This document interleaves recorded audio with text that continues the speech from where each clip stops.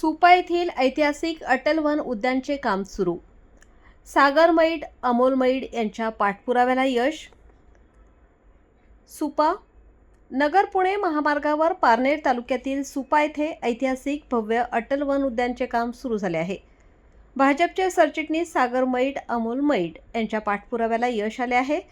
सुपा येथील युवा नेतृत्व सागर मैड व अमोल मैड यांनी सुपा परिसरात अटल वन उद्यान होण्यासाठी सातत्याने प्रयत्न केले. सुपा येथून हिवरे बाजारला जाताना पवार वस्तीच्या पुढे अटल वन उद्यानची जागा निश्चित करण्यात आली.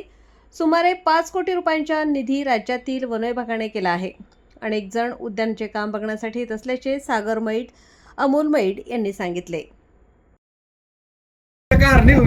नमस्कार. आज आपण पारनेर तालुक्यातील सुपा येथे आलो. नगर पुणे महामार्गावर असणारं सुपा हे गाव आज आपण प्रत्यक्षात इथं अनुभवणार आहोत. त्या सुपा गावामधले एक भविष्यातले जे स्वप्न असणारे, भविष्यातलं नगर जिल्ह्यातलं एक प्रमुख आकर्षण ठरणारं केंद्र म्हणजे अटल वन उद्यान. या अटल वन उद्यानाच्या ठिकाणी आज जे पूर्ण काम चालू आहे, सुप्यामधले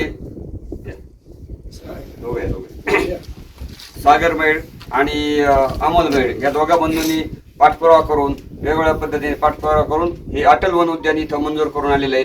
मी प्रत्यक्ष पहिल्या दोघांना सांगतो की या प्रकारचे अटल वन उद्यानाची भूमिका समजून सांगा आणि कशा पद्धतीने आपण पाठपुरावा केला होता. नमस्कार. आज काका तुमचं सर्वप्रथम आमच्या सुपा गावामध्ये मनापासून स्वागत करतो.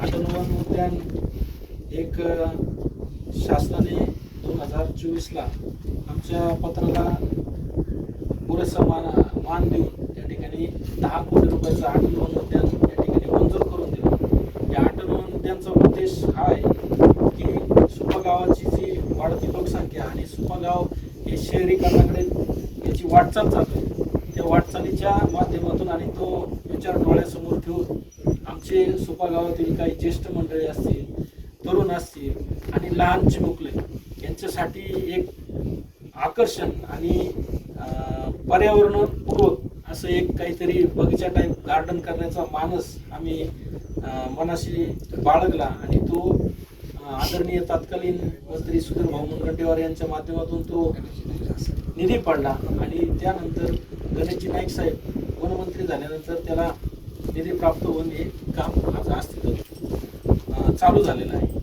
आणि या कामासाठी आदरणीय पालकमंत्री राधाकृष्ण पाटील साहेब असतील, सुजयदादा असतील, आमदार श्री काशीनाथ दाते सर असतील आणि आमचे सर्व सुपवासियांच्या आशीर्वादाने आणि भारतीय जनता पार्टी सर्व पदाधिकाऱ्यांच्या आशीर्वादाने या ठिकाणी अतिशय सुंदर पद्धतीने या ठिकाणी काम चालू आहे.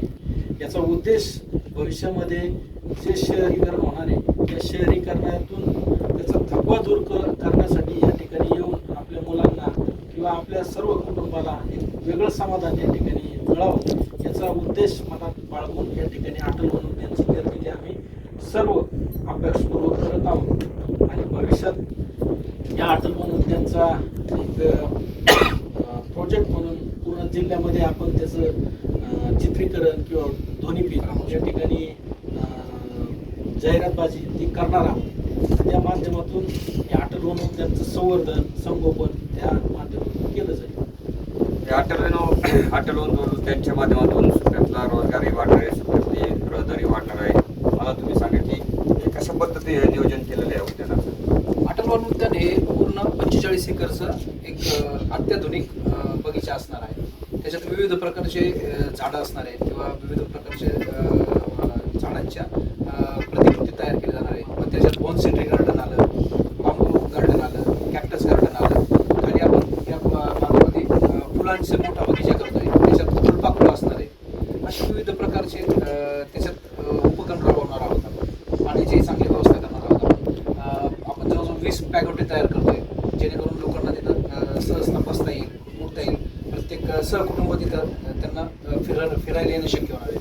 याच्यासाठी आपण एक इलेक्ट्रॉनिक गाडी घेणार आहोत जी की सुपा गावापासून 2 किलोमीटर अंतरावर असते. त्या कारणाने त्यांची येणे जाण्याची सोय चांगल्या पद्धतीने होईल अशा पद्धतीने आपण हे राबवतोय.